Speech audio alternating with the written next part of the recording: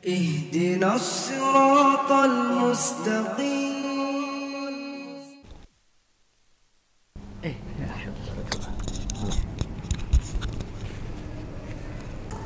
Assalamualaikum warahmatullahi wabarakatuh. Alhamdulillah, alhamdulillahi ala jami'in ni'am, fanaqulu alhamdulillahi alladhi bini'matihi tatimmus salihat. Alhamdulillah, thumma alhamdulillah alladhi ja'alana min ummati sayyidina Rasulillah sallallahu alaihi wasallam. Ashhadu an la ilaha illallah wa ashhadu anna sayyidana Muhammadan abduhu wa rasuluhu la nabiyya ba'dah. Allahumma salli ala sayyidina Muhammadin fil awwalin wal akhirin. Allahumma salli ala sayyidina Muhammadin fi kulli waqtin wa hin wa ba'd. Alhamdulillah, puja-puji syukur kehadirat Allah Rabbul Izzah atas segala nikmat karunia yang gak pernah putus Allah berikan kepada kita. Salawat dan salam semoga selalu tercurahkan kepada junjungan kita Nabi besar Nabi Muhammad sallallahu alaihi wasallam, juga kepada keluarga Rasulullah sallallahu alaihi wasallam, min azwajihi wa dzurriyyatihi min ali baitihil kiram, juga kepada para sahabat Rasulullah sallallahu alaihi wasallam radhiyallahu anhum ajma'in, dan juga kepada seluruh umat Rasulullah sallallahu alaihi wasallam yang insyaallah kita semua termasuk di dalamnya, dan berharap kelak semua dari kita mendapatkan syafaat Rasulullah sallallahu alaihi wasallam. Bapak Ibu jemaah yang dimuliakan Allah Subhanahu wa taala. Pada tahun ke-5 setelah hijrahnya Rasulullah sallallahu alaihi wasallam, ada satu peperangan namanya Perang Bani Mustalik. Tahun ke-5 setelah hijrah. Rasulullah Shallallahu Alaihi Wasallam dapat informasi bahwa Bani Mustalik ini yang memang sekutu Quraisy lagi menghimpun kekuatan untuk menyerang Rasulullah dan kaum muslimin di Madinah. Rasulullah cepat tanggap. Rasulullah kirimkan seorang sahabat namanya Buraidah untuk cross check. Buraidah, tolong cek apa benar Bani Mustalik mau nyerang kita. Singkat cerita, Buraidah datang ke Bani Mustalik, di cross check dengan detail, ternyata betul Bani Mustalik mau menyerang kaum muslimin di Madinah. Pulang Buraidah, lapor sama Rasulullah, ya Rasulullah, informasi yang selama ini kita dengar ternyata betul ya Rasulullah. Bagaimana ya Rasulullah selanjutnya? Oh, kalau begitu sebelum mereka serang, kita yang nyerang duluan, kata Rasul. Maka dengan sigap Rasulullah Sallallahu Alaihi Wasallam bentuk dua pasukan besar. Satu dipimpin oleh Abu Bakar As-Siddiq radhiyallahu taala anhu warda, dan satu lagi dipimpin oleh salah satu di antara orang Ansar. Berangkat menuju Bani Mustalik. Ini tumben-tumbenan nih. Biasanya setiap ada peperangan, orang-orang yang munafik nggak mau ikut. Perang Uhud nggak mau ikut. Ya. Karena ngerasa nggak banyak keuntungannya, potensi kalahnya besar. Akhirnya pada perang Uhud 300 orang yang diinisiasi oleh seorang munafik namanya Abdullah bin Ubay bin Salul akhirnya kembali nggak ikut perang. Kebetulan qadarullah masya'a fa'al, kaum muslimin kalah di perang Uhud. Terus ada peperangan-peperangan berikutnya. Orang munafik nih sekiranya banyak beratnya, banyak susahnya, nggak mau ikut. Tapi kali itu ke Bani Mustalik banyak yang ikut. Karena mungkin pertama lawannya udah ketakar. Yang kedua, memang orang-orang munafik ini tahu Bani Mustalik punya banyak harta, jadi kalau Bani Mustalik kalah banyak ghanimah ya, maka untungnya besar. Maka berangkatlah dengan beberapa orang-orang munafik yang ikut serta dengan pasukan Rasulullah Sallallahu Alaihi Wasallam. Singkat cerita, Allah memberikan kemenangan kepada kaum muslimin, menang, ghanimah didapatkan. Lantas kemudian selesainya perang Bani Mustalik, Rasulullah tentu saja dengan pasukan kembali ke kota Madinah. Gitu. Dalam perjalanan di satu malam Rasulullah memutuskan untuk beristirahat. Di tempat istirahat itulah Ummul Mukminin Aisyah radhiyallahu anha tengah malam merasa harus keluar dari kemahnya. Jadi yang ikut serta saat itu di antara istri Rasulullah adalah Aisyah radhiyallahu anha. Itu ditandu dengan haudaj namanya. Haudaj itu ya tandu itu ya. Jadi beliau malam-malam keluar dari haudajnya, dari kemahnya, ya ada satu hajat beliau. Ya. Terus setelah kembali ke tempat beliau, ke haudaj tanduknya itu, Aisyah megang-megang leher beliau. Ternyata kalungnya hilang. Kata Aisyah radhiyallahu anha, kayaknya ini jatuh di tempat saya tadi, ada hajat tadi itu. Maka Ummul Mukminin Aisyah radhiyallahu anha kembali lagi ke tempat di mana dia tadi ya ada hajat di situ. Dicari-cari, namanya malam-malam kan. Penerangan ya seadanya saja, nggak kayak kita bawa senter kelar urusan gitu. Ini nggak ada. Jadi dengan segala keterbatasan dicari ternyata lama mencari itu. Ya. Walhasil ketemulah setelah sekian lama mencari-cari itu. Ditelusuri pelan-pelan ketemu kalungnya. Kembalilah Ummul Mukminin Aisyah ke kemah, ke tempat tandunya beliau radhiyallahu anha. Ternyata pasukan sudah berangkat. Ummul Mukminin Aisyah ditinggal. Saat itu Ummul Mukminin Aisyah memang badannya masih slim ya. Lebih berat tandunya ketimbang beratnya Ummul Mukminin Aisyah. Maka nggak berasa tuh tanduk di bawah tuh. Di dalam nggak ada Ummul Mukminin Aisyah. Kosong dalamnya itu. Ya. Jalanlah pasukan Rasulullah sallallahu alaihi wasallam tanpa ada Ummul Mukminin Aisyah di atas tandu itu. Ummul Mukminin yang datang kemudian mendapatkan pasukan sudah pada pergi, tidak kehabisan akal karena Ummul Mukminin Aisyah nih salah satu di antara istri Rasulullah yang cerdas gitu. Kata Ummul Mukminin Aisyah, kalau saya paksain jalan, alih-alih saya nyusul malah saya bisa nyasar, kata Ummul Mukminin. Maka sebaiknya saya tunggu saja di sini. Kalau nanti pasukan Rasulullah Sallallahu Alaihi Wasallam istirahat lagi, mereka tidak mendapatkan saya di sana, toh mereka pasti akan kembali ke sini.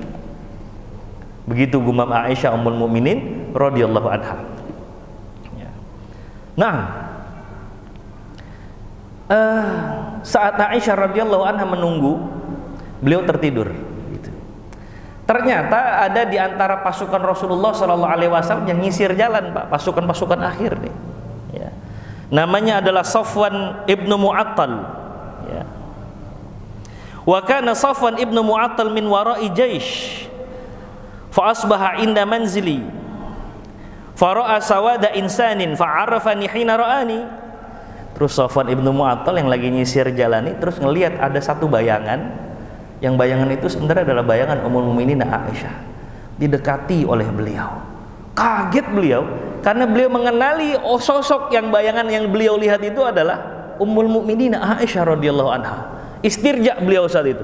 Inna lillahi wa inna ilaihi raji'un. Spontan kaget. Spontan kagetnya itu menjadikan Ummul Mukminin Aisyah terbangun. Ya.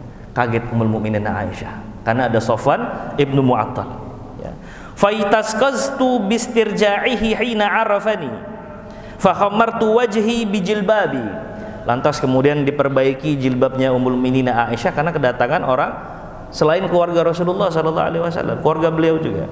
Ya. Setelah itu Safwan ibnu Mu'attal menawarkan agar Ummul Mukminin menaiki kendaraannya Safwan. Ya. Dan Safwan nggak berkata sepatah kata pun kepada Ummul Mukminin Aisyah. Sepatah kata pun tidak berkata. Kata Ummul Mukminin Aisyah, "Wa wallahi ma takallamna bi kalimatin wala sami'tu minhu kalimatan ghaira istirja'i." Selama perjalanan itu, Safwan ibnu Mu'attal nggak ngomong apa-apa. Satu-satunya kalimat yang saya dengar dari lisannya Safwan ibnu Mu'attal saat tadi saya kebangun gara-gara istirja. Istirja itu apa, Pak? Inna lillahi wa inna ilaihi raji'un. Ya. Singkatannya istirja. Karena dalam agama kita ada mustalahat, istilah-istilah. Ya. Takbir, Allahu Akbar. Tahlil, la ilaha illallah. Ya. Hauqalah apa?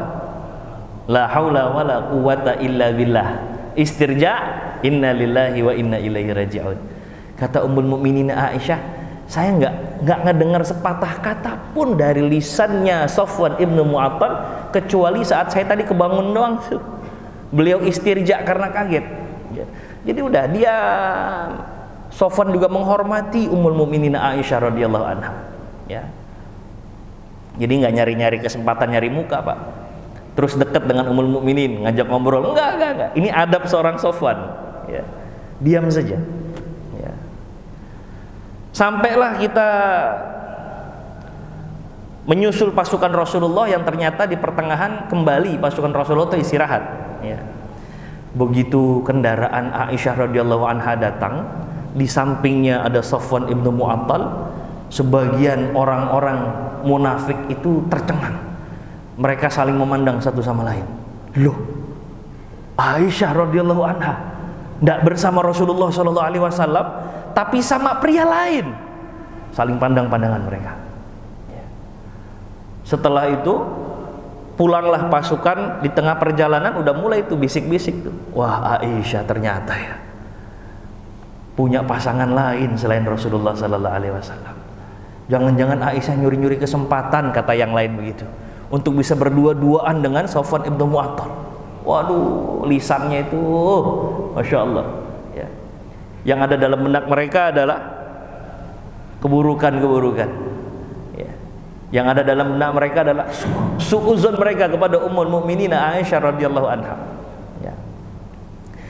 Kemudian desas-desus ini dimanfaatkan lagi-lagi sama orang munafik, Pak. Abdullah bin Ubay bin Salul yang tadi kita kisahnya ceritakan sedikit di awal itu. Ini emang dedengkot munafik ini. Ya. Abdullah bin Ubay bin Salul. Ya. Oh, luar biasa. Pada saat tadi selesai perang Bani Mustalik juga sebenarnya kalau ditelusuri lagi ada sebuah kisah orang Muhajirin sama orang Ansor tuh mau bunuh-bunuhan. Gara-garanya siapa? Nih provokasi dari Abdullah bin Ubay bin Salul. Emang orang munafik itu salah satu hobinya itu memicu perselisihan ya, dan itu repotnya karena dari dalam umat muslim sendiri. Ini orang munafik nih ya, Abdullah bin Ubay bin Salul ya. Sama beliau digoreng informasinya. Tapi hebatnya Abdullah bin Ubay bin Salul nih, satu tokoh munafik ini, fitnahnya nggak keluar dari lisan beliau. Beliau cuma manas-manasin orang lain saja. Akhirnya yang speak up, akhirnya yang ngomong orang lain.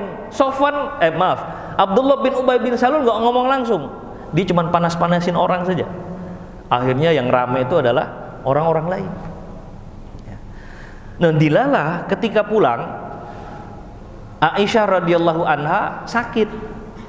Disebutkan dalam hadis yang diriwayatkan langsung oleh beliau sendiri, Aisyah radhiyallahu anha, qalat fashtakaitu hina qadimna al-Madinah syahran. Hampir sebulan saya sakit, kata Ummul Mukminin Aisyah ini ya. Sementara Aisyah radhiyallahu anha tidak tahu informasi yang beredar di luar udah kayak gimana itu, ramenya luar biasa ya. Rasulullah Shallallahu alaihi wasallam tidak bisa berbuat banyak. Kenapa? Karena belum turun wahyu dari Allah Subhanahu wa taala. Ini juga sebenarnya adalah ujian kasih sayang dari Allah untuk Rasulullah Sayyidina Muhammad Shallallahu alaihi wasallam. Karena Rasulullah tidak bisa untuk berucap seenaknya saja, apalagi terkait dengan hukum. Wa ma yantiqu 'anil hawa in huwa illa wahyu yuha. Rasulullah tuh kalau ngomong sudah diarahkan oleh khabar ilahi berupa wahyu. Itu Rasulullah tuh tidak bisa ngomong sembarangan, Pak. 1 bulan lamanya wahyu tidak turun kepada Rasulullah sallallahu alaihi wasallam. Kebayang tuh suasana saat itu. Serba salah Rasulullah sallallahu alaihi wasallam. Ya.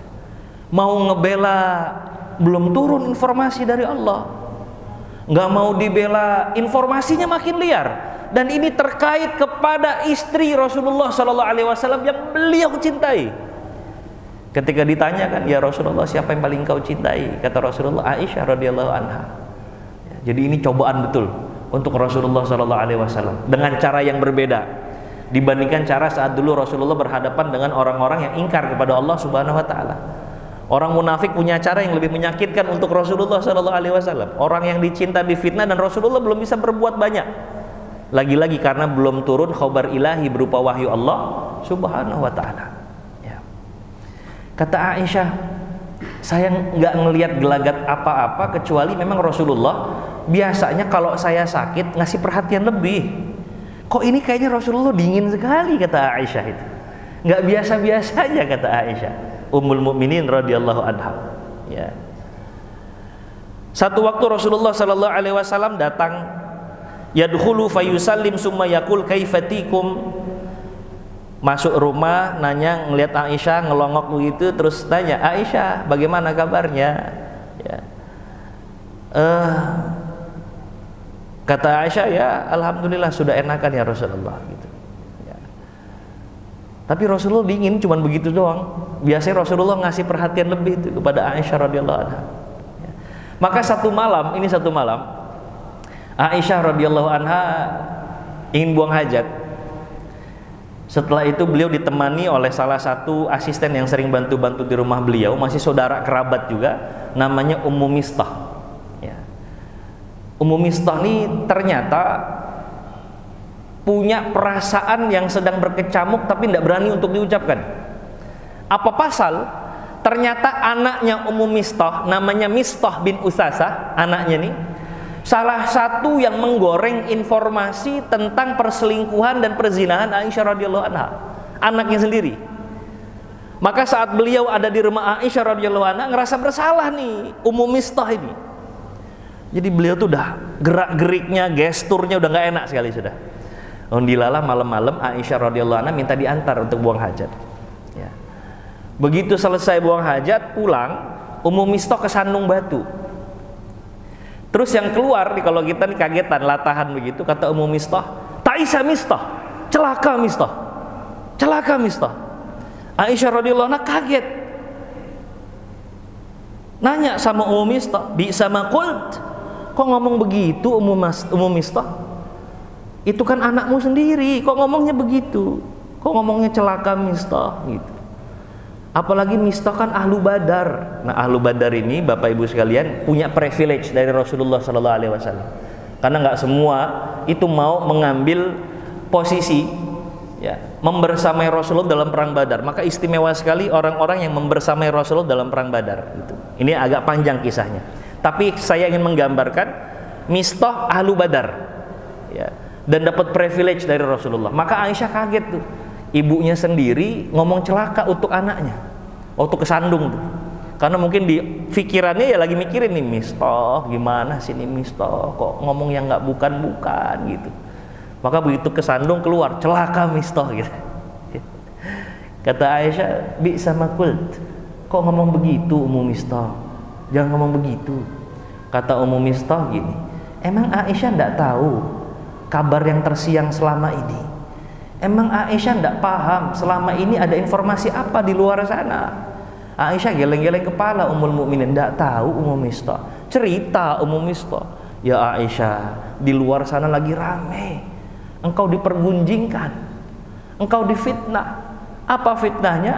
Pada saat engkau kemarin pulang dari Bani Mustalik, kemudian engkau tertinggal oleh pasukan, kau pulang, kau diantarkan oleh Safwan ibnu Mu'attal, itu orang-orang menyangka engkau berselingkuh dengan Safwan ibnu Mu'attal.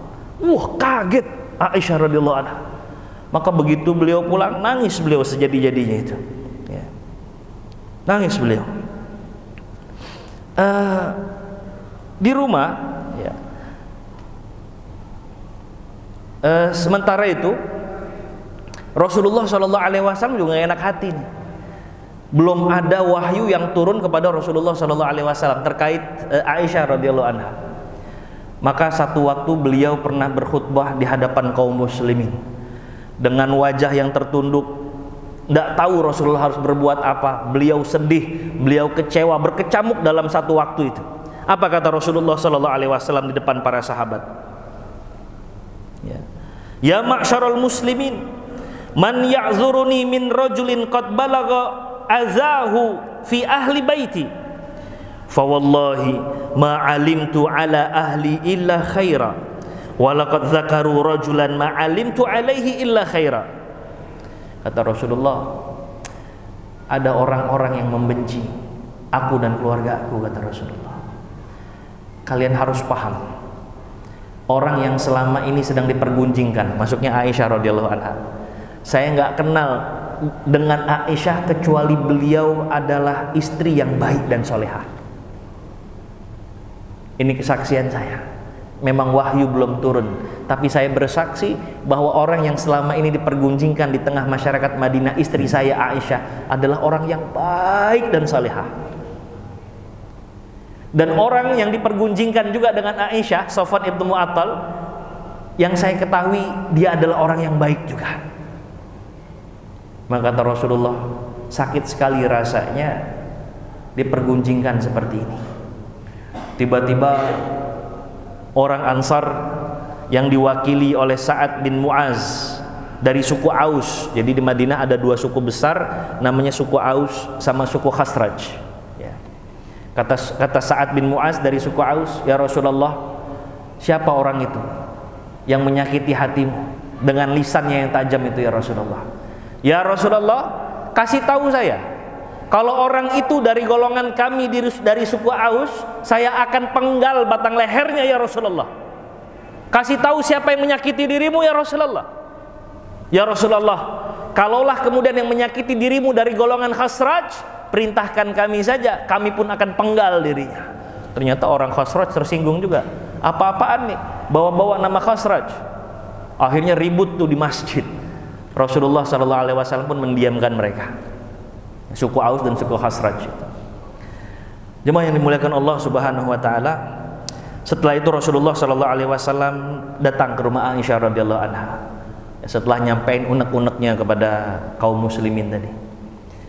Kebetulan di rumahnya Aisyah radhiyallahu anha ada abah sama uminya Aisyah radhiyallahu anha, ada Abu Bakar ya, dan juga istrinya. Terus lantas kemudian Rasulullah SAW masuk mengucap salam. Ya. Setelah itu Aisyah pun mendatangi Rasulullah SAW. Mereka semua duduk berdekatan. Rasulullah memulai pembicaraan. Aisyah tertunduk beliau, harap-harap cemas apa yang keluar dari lisan Rasulullah SAW. Saat itu Rasulullah berkata, "Amma ba'd, ya Aisyah, fa innahu qad balagani anna anki kaza wa kaza, fa in kunti bari'ah fasayubri'ukillah, wa in kunti almamti bi dzambin fastaghfirillah wa tubi ilaih." Ya Allah, kata Rasulullah gini, Aisyah, saya tidak tahu harus ngomong apa. Saya, kamu, kita semua sudah tahu apa yang dipergunjingkan orang-orang di depan. Ya Aisyah, kata Rasulullah, demi Allah belum turun wahyu pada diriku. Sehingga ya Aisyah, kalau engkau memang terbebas dari perilaku tercela itu, yakni berzina, selingkuh, maka Allah akan membela dirimu. Tapi ya Aisyah, kata Rasulullah, maaf, kalau engkau ternyata terjerumus ke dalam perilaku tercela itu, bertaubatlah kepada Allah wahai istriku. Setelah Rasulullah ngomong begitu, pecah tangis Aisyah radhiyallahu anha. Dia tidak percaya kok bisa-bisanya Rasulullah berkata seperti itu. Aisyah kira bahwa Rasulullah SAW sudah berhusnuzon pada dirinya, tapi masih ada sedikit yang terselip dari keraguan Rasulullah SAW kepada Aisyah dengan perkataan, Aisyah, mohon maaf, kalau memang engkau ternyata terjerumus ke dalam perilaku tercela itu, bertaubat Aisyah. Itu yang buat Aisyah itu tersentak hatinya.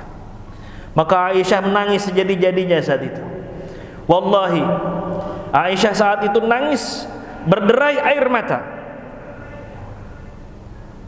Aisyah lantas mengatakan kepada abahnya Abu Bakar As-Siddiq radhiyallahu taala anhu wa ardhah. Digoncangkan ayahnya. Ya abadi, ajib anni Rasulullah sallallahu alaihi wasallam. Ayah, ngomong dong sama Rasulullah. Ayah kan tahu siapa saya, anakmu ini. Tolong jelaskan kalau saya tidak pernah berzina, nggak pernah berselingkuh, wahai ayah. Kasih tahu sama Rasulullah. Kenapa bisa-bisanya Rasulullah nggak percaya sama saya? Ayah tolong kasih tahu. Kata Abu Bakar As-Siddiq radhiyallahu taala anhu wa arda, wallahi ya bunayyati la adri ma aqul. Saya tidak tahu harus ngomong apa, kata Abu Bakar As-Siddiq. Lantas kemudian Aisyah mendatangi ibundanya. Wa ya ummah, ajib anni Rasulullah sallallahu alaihi wasallam. Ibu yang tahu tentang diriku, apa ibu nggak mau ngejelasin sama Rasulullah sallallahu alaihi wasallam? Kasih tahu, Bu, saya nggak pernah berzina dari Rasulullah. Saya nggak pernah mengkhianati Rasulullah sallallahu alaihi wasallam. Saya nggak pernah berselingkuh dengan satu orang pun, ya ummah. Paling kasih tahu dong, Bu. Saya nggak seperti yang Rasulullah fikirkan. Begitu kata Aisyah radhiyallahu anha. Ibunya sama seperti Abu Bakar. Wallahi ma adri maza aqul. Saya nggak tahu harus ngomong apa, kata ibundanya. Aisyah radhiyallahu anha terisak beliau. Beliau tenangkan diri beliau.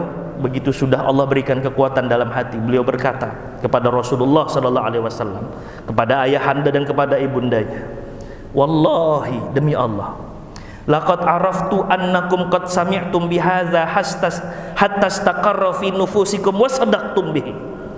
Demi Allah, aku tahu bahwa kalian mendengar desas-desus ini dan kalian nampaknya percaya dengan desas-desus itu. Fa in qultu lakum inni bari'ah wallahu ya'lamu anni bari'ah. Kalau aku berkata bahwa aku nggak pernah melakukan perbuatan tercela itu, dan Allah Maha tahu aku nggak pernah melakukan perbuatan tercela itu, la tasduquni fi dzalik, kan kalian nggak akan percaya kan, kata Aisyah. Wala in i'taraftu lakum bi amrin wallahu ya'lamu anni bari'ah. Kalau saya mengakui apa yang selama ini dituduhkan oleh kalian, yakni saya berselingkuh, saya berzina, dan Allah Maha tahu saya nggak melakukan perbuatan itu, latas dukonna nih, kalian pasti malah akan percaya kan dengan pengakuan saya yang sebenarnya saya nggak pernah melakukan itu.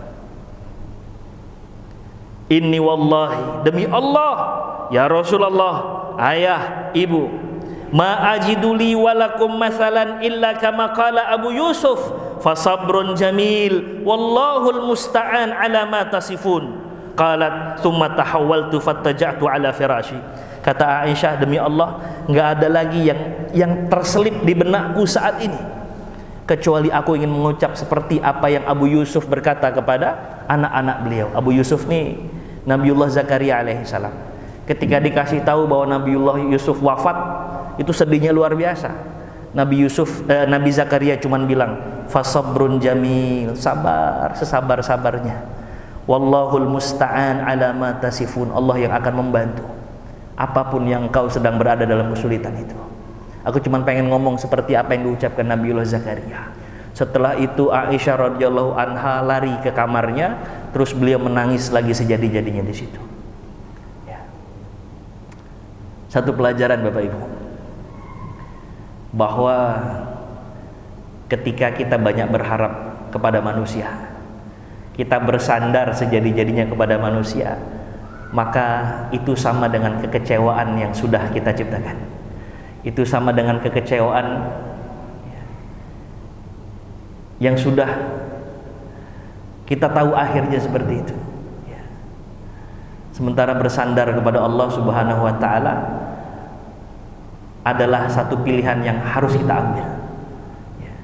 Jadi kalau kita nyandarnya sama manusia, sama dengan kecewaan yang kita sengajakan. Bahkan Aisyah radhiyallahu anha Ummul Mukminin menggambarkan, tidak bisa dia berpangku kepada ayah dan ibunya sekalipun, yang dari kecil membesarkan beliau, tidak bisa. Bersandar itu mutlak hanya kepada Allah Subhanahu wa Ta'ala, sementara makhluk hanya meringankan saja. Kisah ini belum berakhir. Setelah itu satu isi rumah terdiam atas perkataan Aisyah tadi, diam semua. Sampai kemudian Rasulullah Shallallahu Alaihi Wasallam masih di tempat duduknya itu berkeringat, badannya terasa berat, dan itu pertanda bahwa khabar ilahi berupa wahyu dari Allah Subhanahu Wa Taala datang kepada Rasulullah Shallallahu Alaihi Wasallam. Tiba-tiba Rasulullah Shallallahu Alaihi Wasallam beberapa saat kemudian tersenyum. Wa huwa yadhak. Wa kanat awwalu kalimatin takallama biha an qal abshiri ya Aisyah amma wallahi faqad bara'aki. yang pertama kali keluar dari lisan Rasulullah sallallahu alaihi wasallam, beliau memanggil Aisyah. Ya Aisyah istriku, berita gembira dari Allah Subhanahu wa taala. Aisyah mana Aisyah? Aisyah sini Aisyah. Allah sudah membebaskan dirimu. Satu berita gembira dari Allah Subhanahu wa taala.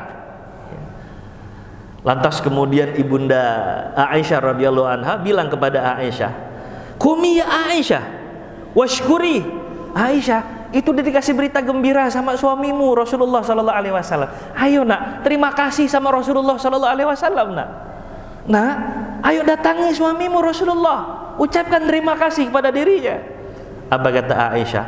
La wallahi la aqumu ilaihi wala ahmadu illallah azza wajal. Umi, yang ada di benak saya saat ini hanya pengen mengucap terima kasih kepada zat yang layak untuk kita berterima kasih, yakni Allah Subhanahu wa taala. Ini Aisyah radhiyallahu anha mengucapkan seperti itu. Wallazi anzala baraati, Allah lah yang membebaskan saya. Sehingga Allah Subhanahu wa taala menurunkan surah An-Nur, innal ladzina ja'uka bil ifki usbatum minkum la tahsabuhu syarran lakum bal huwa khairul lakum likulli imri'in minhum mattasaba minal itsm wallazi tawalla kibrahu minhum lahu azabun azim ila akhir 10 ayatin. Ya, ada kurang lebih 10 sampai 11 ayat. Ya. Sesungguhnya yang bertanggung jawab pada peristiwa ifki atau berita bohong, berita hoax ini adalah dari golongan kalian. Ya. Jadi dari kaum muslimin sendiri. Tapi kaum muslimin yang nifak, yang munafik, zahirnya Islam tapi batinnya nggak senang sama Islam. Ini akan terus berlaku hingga akhir zaman nanti. Akan ada orang-orang muslim yang nggak senang dengan kejayaan Islam itu sendiri. Seperti yang terjadi, Allah menjelaskan itu. Jangan kalian kira kejadian berita bohong ini buruk untuk kamu ya Aisyah. Sesungguhnya berita ini adalah baik untuk dirimu karena kau sudah lulus dari ujianku kepadamu. Ya. Setiap orang akan bertanggung jawab, mendapatkan balasan atas dosa yang mereka lakukan. Ya. Yang paling banyak andilnya maka akan mendapatkan azab yang berat dari Allah Subhanahu wa taala. Jadi itu kisah tentang berita hoax, Bapak Ibu sekalian, yang menimpa Rasulullah SAW atas berita bohong bahwa istrinya Aisyah radhiyallahu anha dianggap berselingkuh, berzina dengan pria yang lain. La haula wala quwata illa billah. Berita-berita bohong seperti itu lagi-lagi, at-tarikh yu'idu nafsah. Sampai nanti akhir zaman pun akan terus terjadi berita-berita hoax itu. Maka kita sebagai seorang muslim juga harus hati-hati terhadap berita hoax. Kafa bil mar'i kadziban ayyuhadditsa bikulli ma sami'a. Hati-hati. Orang itu bisa dicap sebagai seorang pendusta ketika dengan mudahnya dia men-share informasi yang dia dengar tanpa di cross check lagi. Cukup orang itu dianggap pendusta kalau dia punya kebiasaan untuk memforward informasi yang dia miliki tanpa dia cross check dulu. Karena sudah seharusnya seperti yang tadi imam baca itu pada salat maghrib tadi, masya Allah. Dalam surah Al-Hujurat, in ja'akum fasiqun binaba'in fatabayyanu. Kalau ada informasi dari orang-orang yang nggak bertanggung jawab, Bapak Ibu cross check dulu. Jangan sembarangan, tabayyun dulu. Ya, itu sikap kita seorang muslim. Kalau belum ada jawabannya, tawakuf dulu. Sudah, tenang saja dulu. Karena kita belum tahu yang haknya seperti apa. Ya. Wala takfu ma laisa laka bihi ilm. Diam dulu kalau kita belum tahu bagaimana hakikatnya. Inna sam'a wal basara wal fuada kullu ulaika kana anhu mas'ula. Karena nanti itu penglihatan kita, pendengaran kita, hati kita, termasuk tuh lisan kita akan dimintakan pertanggungjawaban di hadapan Allah Subhanahu wa taala. Terus kemudian kalau bisa begitu dapat informasi, kedepankan husnuzon dari suuzon. Ya. Jadi yang dikedepankan adalah husnuzon dulu, itu sikap seorang muslim. Ya. Allah Subhanahu wa taala berfirman dalam surah Hujurat ayat 12, Ya ayyuhalladzina amanu ijtanibu katsiran minadh-dhann wa la tajassasu. Ya. Wahai orang-orang yang beriman kepada Allah, jauhi prasangka buruk kalian kepada orang lain. Kedepankan husnuzon dulu. Ya.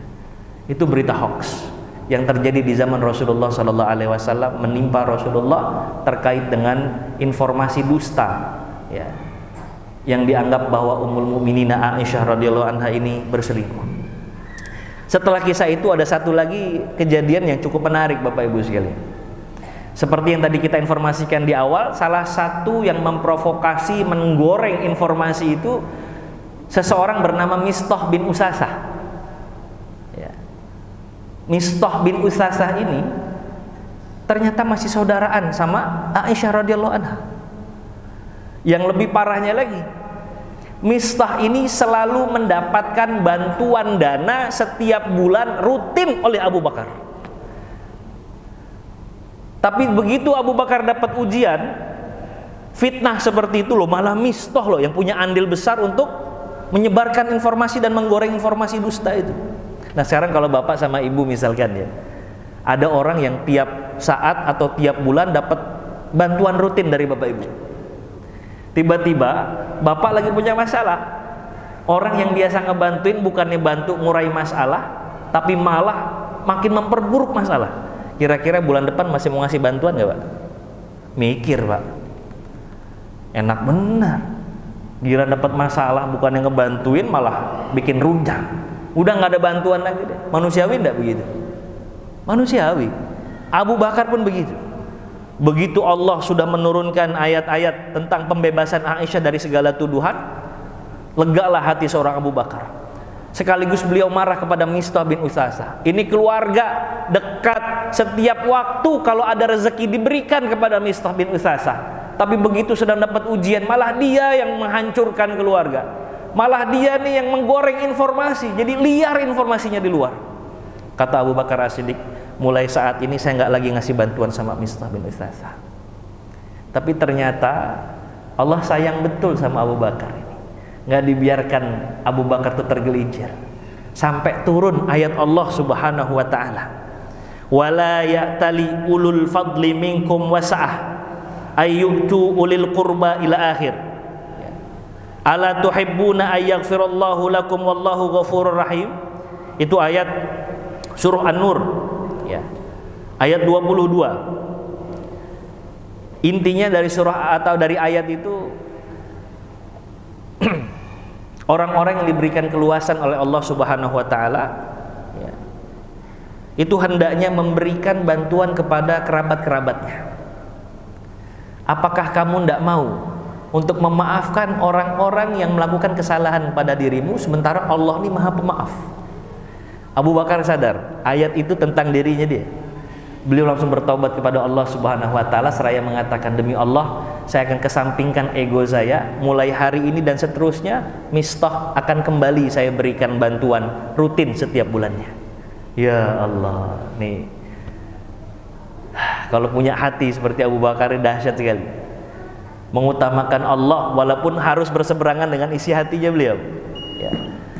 Jadi beliau memilih untuk bisa mengikuti apa yang diinginkan oleh Allah, memberikan maaf kepada orang-orang yang salah kepada beliau ya, sekaligus beliau mengalahkan egonya, kembali memberikan bantuan kepada orang yang sebenarnya di lubuk hati terdalamnya masih tersimpan rasa kesel sama Mistah bin Usasah tadi ya. Mudah-mudahan dari kisah yang singkat ini kita bisa mengambil pelajaran dan hikmah ya. Yang pertama, bahwa berita informasi bohong ya akan terus ada.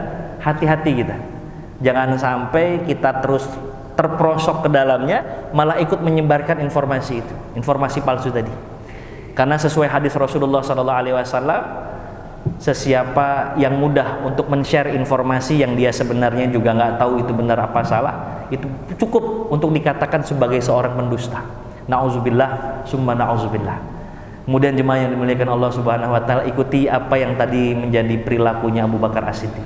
Dia tahan egonya untuk bisa memilih ya dengan apa yang Allah anjurkan pada diri beliau. Mudah-mudahan yang singkat ini bermanfaat untuk kita semua. Bapak Ibu, mungkin kalau ada 1-2 hal yang ingin didiskusikan, mau dilanjut atau sudah selesai masuk waktu Isya? Falyatafaddal. Sudah? Sudah ya. Baik. Kalau begitu kita akhiri dengan harapan besar kita, doa kita kepada Allah Subhanahu wa taala, mudah-mudahan waktu yang singkat ini menjadi asbab turunnya rahmat Allah untuk kita. Mudah-mudahan majelis kita yang singkat ini menjadi asbab turunnya keberkahan Allah Subhanahu wa taala dan menjadi asbab kebaikan untuk kita semua insyaallah. Mari kita berdoa, kita awali dengan istighfar 3 kali. Astaghfirullahalazim, astaghfirullahalazim, astaghfirullahalazim. Alhamdulillahirabbil alamin wassalatu wassalamu ala nabiyil karim sayyidina Muhammad sallallahu alaihi wasallam. Allahumma anfa'na bima 'allamtana wa 'allimna ma yanfa'una warzuqna 'uluman tanfa'una fid dini wad dunya wal akhirah. Allahumma ij'alna minal ladzina yastami'una al-qawla fayattabi'una ahsana. Rabbana atina fid dunya hasanah wa fil akhirati hasanatan wa qina azabannar. Subhana rabbika rabbil izzati amma yasifun wa salamun alal mursalin walhamdulillahi rabbil alamin. Subhanakallahumma wa bihamdika asyhadu an la ilaha illa anta astaghfiruka wa atubu ilaik. Mohon maaf lahir batin. Assalamualaikum warahmatullahi wabarakatuh.